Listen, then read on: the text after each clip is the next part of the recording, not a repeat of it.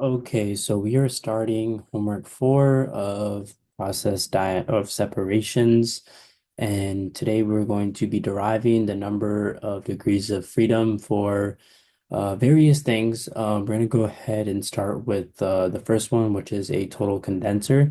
So let's go ahead and do that, and I'm going to draw out kind of these parts individually and see what they look like, how those streams are kind of differentiated between each and every one and how they're separated, and go through our unknown variables, our equations, and get a degree of freedoms for it. Okay, so starting with the total condenser. All right. So starting with the total condenser. All right, so we're going to go ahead and draw out our system right here. Let's go ahead and do that. We have our system conditions, and within this, we have our temperature, our pressure, and our heating power. We can go ahead and also draw out this thing just for reference purposes. And we have our inlet here and outlet here, along with our heating coil, of course. All right, so for this, we're gonna go ahead and kind of divide this by two separate things. We're gonna start by um, talking about the unknown variables. Fix this.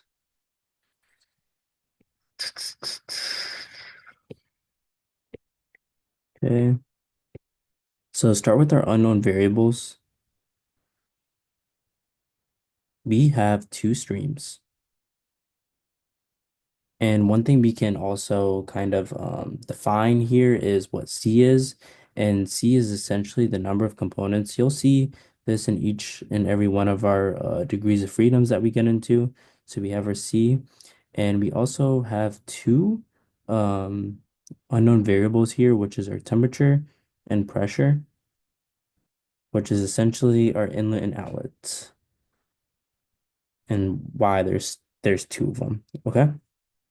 So we also have our system in this case, which is our heating power that we just defined with our heating coil. We have our temperature and pressure. So again, these are all of our unknown variables uh, aside for our total condenser. And what we want to do is we want to look at our equation side of this. So let's go ahead and kind of split that down into two.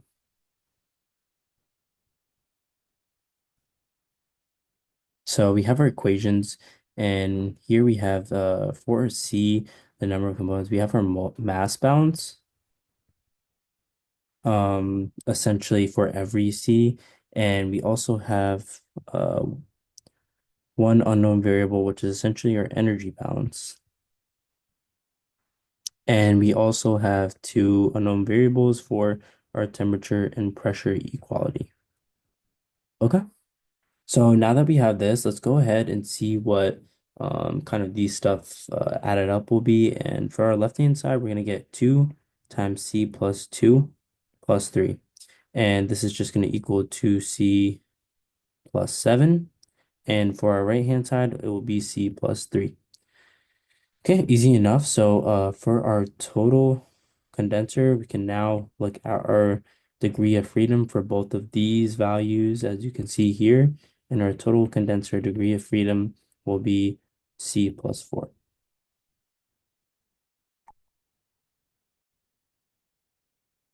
So now we can look at this for our partial reboiler. This is the second one. We have one, two, three, four, five, six, seven degrees of freedom to look at. So quite a few. And then we'll look into the last part of this part A after we get all of our degree of freedoms. But for our partial reboiler, let's go ahead and draw out our system with our inlet and outlet streams. For this one, we're going to have two outlets and one inlet, so a total of three streams. So we have a inlet here, an outlet here, as well as an outlet here. And for our system, we have temperature, pressure, and of course our heating power. So let's go. This is going to be very similar to kind of what we did for the condenser. And let's go ahead and now look at our unknown variables. So for our unknown variables, we have three streams. for this. Um, and that's split up between C again, which is unknown number of components. Start abbreviating some stuff so we can save some space and time. And two unknown variables, which is of course our temperature and pressure. And for our system, again, we have three, which is our temperature, pressure, and heating power. Okay, so let's go ahead before we sum up all of this and look at our equations. So for our equations, we're again gonna have our mass balance, of course, again, and we are gonna have an unknown variable for our energy balance. So again, very similar. And because we have two outlet streams here, we can go ahead and see that we have two temperatures and pressures respectively. And this is the equality. We're going to see this again a lot based off of essentially how many outlet streams we have. And we also have our equilibrium C, again, equilibrium. And this is essentially going to be using Raoult's law. Okay, so let's go ahead and sum this up. For our left-hand side, we're going to get 3 times C plus 2 plus 3. And this is going to break down to 3C plus 9.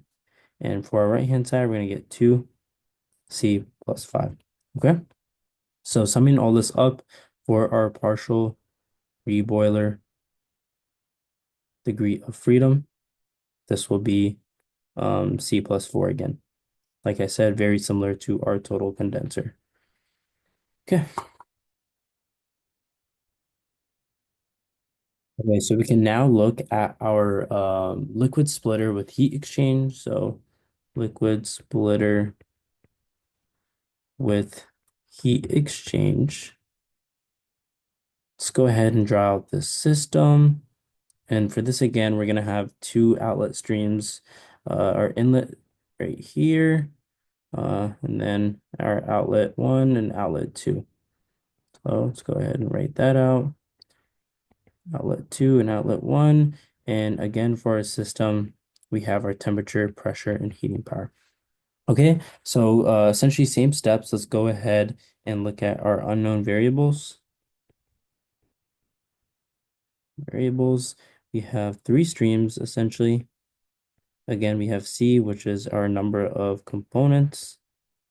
We have two unknown variables of temperature and pressure, and we can also include the flow rate in this case. Okay. Essentially because it's being split in between an inlet to two outlet streams.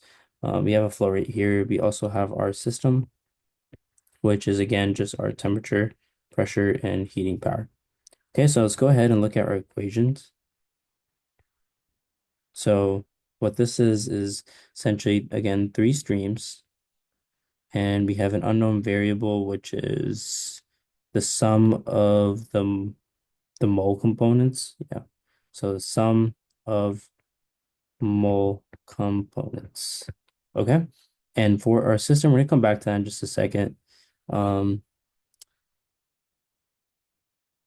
yeah, so for our system, we're gonna have our mass balance or mole balance in this case, and we also have our energy balance. And because of how many streams we have, we're going to do 2 times 2, which is our temperature and pressure respectively. And this is the equality. Okay. And for our C again, essentially all our components are equal between our outlet streams 1 and 2, as you can see here and here. So let's go ahead. So we can just write that out. So all our components are equal between outlet stream 1 and 2. Okay. So essentially, this is not going to be 3 streams, but actually 2 because we have this here. So it's basically accounting for the same thing essentially. So you want to make sure not to count it twice, but I did want to note it. So for our left-hand side, we're going to have 3 times C plus 3 plus 3. And this is going to be 3C plus 12 for our left-hand side. And for our right-hand side, we're going to have 2C plus 5 plus 2. and this is going to be 2C plus 7. Okay, so to get the total combined degree uh, total combined degree of freedom for the splitter, just going to combine that, and it's going to essentially just be C plus 5. Okay. Okay, so what we're looking at now is essentially our vapor liquid equilibrium stage with heat exchange. And after that, we're going to be looking at this vapor liquid equilibrium stage with feed and heat exchange. So we're going to see how kind of similar these two stages are, but how that feed, that our inlet of feed changes the compositions and how much it does so, but not it'll be pretty similar from what I remember. It'll be really similar. So starting with our equilibrium stage. Sorry, my handwriting's terrible. So starting with our equilibrium stage with heat exchange.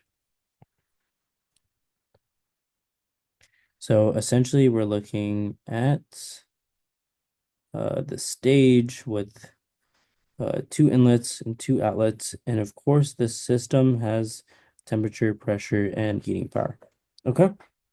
So what we want to see from here is we want to look at our unknowns. So unknown variables. We have four streams. Again, we have C, which is the number of components. We have two unknown variables of temperature and pressure. And for our system, we have three of temperature, pressure, and heating power. Heating, yeah. Okay, so now what we want to look at now is our essentially our equations. So we have C again, which is just our mass balance. We have one energy balance. And again, because of how many outlet streams we have 2 times 2 of our temperature and pressure equality. And again, we have for C, we have equilibrium, which will be derived using Raoult's law. Okay, so let's look at how these sum up. For our left-hand side, we're looking at 4 times C plus 2 plus 3. So this is essentially 4C plus 11. And for our right-hand side, we're looking at 2C plus 5. Okay. So sum all of these up for our equilibrium stage with heat degree of freedom. We have 2C plus 6. Okay, so looks good. We can go ahead and now look at our equilibrium stage that includes our feed. Okay, so looking at this based off of our equilibrium stage is going to be essentially the same thing. I'm going to rewrite a few things, essentially our equilibrium stage and our feed stage, and see how that kind of changes based off of this. So looking at this, we have our equilibrium stage with feed and heat, of course. So again, we can go ahead and rewrite this. We have our temperature, pressure, and heating power. We have our inlet and outlets here, our total 4 streams. So all similar, all the same.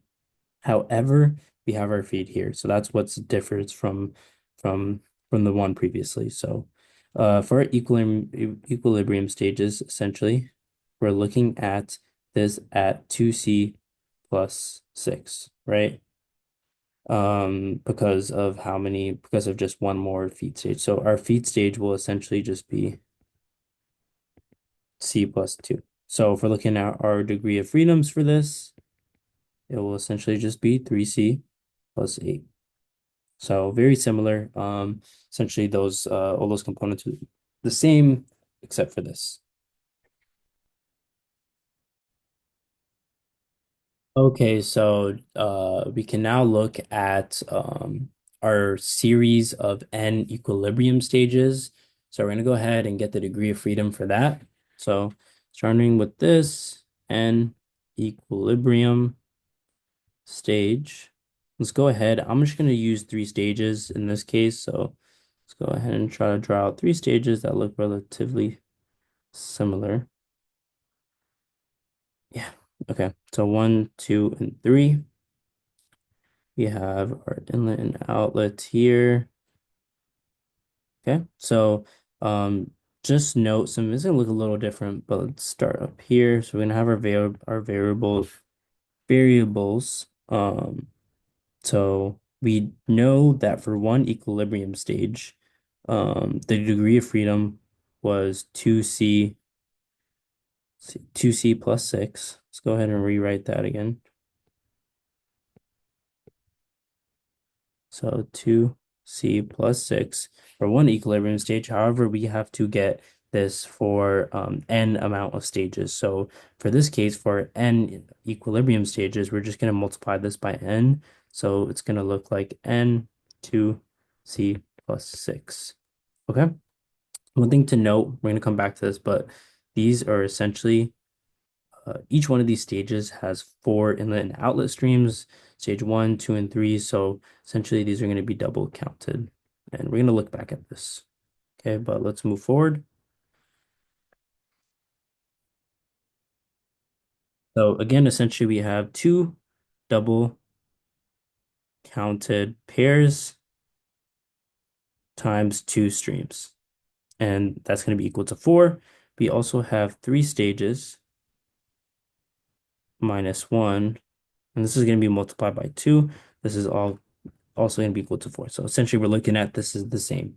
Okay, so from here, we can see our general form equation, which is essentially n minus 1 times 2 times c plus 2. And we also have one unknown variable, which is essentially the number of stages. Okay. All right, so now let's go ahead and look at our left-hand side. We have this is essentially just our equations. We have our unknown variables on the left, I'm going to write down, and then our equations on the right. So for unknown variables, we have n times 2c plus 6. We can rewrite this as 2nc plus 6n. For our right-hand side, we have 2 times n minus 1 times c plus 2 plus 1. Just distributing this out a little, we have 2 times nc plus 2n minus c minus 2 plus 1. And again, these are gonna cancel out here. So 2nc and 2nc, we're gonna get to that, but 2nc plus 4n minus 2c minus 4 plus 1. Okay. So these are gonna cancel out, but we're gonna look at these combined now before we do cancel that out because it will. And that's gonna be 2nc plus 6n minus 2nc plus 4n minus 2c minus 4 plus 1. Okay, so rewriting this out, just expanding it, we get 2nc plus 6n minus 2nc minus 4n minus 4n plus 2c plus 4 and then minus 1. So that just cancels out. Okay, so now we have our final equations. We can cross some things out.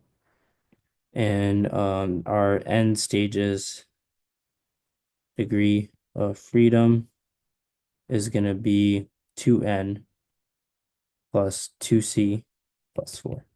Okay, so I'm going to go ahead and make sure that is correct, but I believe it is, and then we can move on to the distillation column. Okay, so we have our distillation column with one feed stage, total condenser, and partial reboiler. So I went ahead and wrote out these degree of freedoms for all of these. So essentially what we want to do is kind of get that degree of freedom for the distillation column. Essentially it's going to be not too bad. One thing, but yeah, so here's all the degree of freedoms. And I want to note that sorry, for our stack, we have our 2n uh, to the r and S. So this is essentially our rectifying and stripping. So one thing we can note is we can actually split this up into two different essentially variables. So this would be 2NR plus 2C plus 5. And for our stripping will actually be 2NS plus 2C plus 5. Okay, so I went ahead and kind of counted this and for all of our streams, and essentially we had 9 double streams. So I want to go ahead and note that we're essentially going to want to be subtracting this at the very end. So it would be -9 double streams times C plus 2. Okay, so this is essentially just subtracted at the end. And for our degree of freedom, for our distillation column, essentially what we're looking at is 2 times NR plus NS, our rectifying and stripping, plus 10C plus 31. Okay, after you count all of this up, all of these numbers up, and we also know that we want to subtract our streams minus 18. Okay, our double streams. Okay, so once we get this, for our degree of freedom, we get 2 times NR plus NS, and then it'd be plus C plus 13. Okay, so this is our distillation column degree of freedom. Okay, so now that we've done this, we can go ahead and explain two typical sets of 5 design variables that are used as design specifications for distillation columns and how these are consistent with the number of degrees of freedom determined in part 1G. Okay, so based off of this, we can go ahead and kind of define 5 design variables. So let's go ahead and do that. For our 5 design variables, we have our rectifying stage, which is essentially our heating and our pressure. And this is going to be two of our rectifying stages.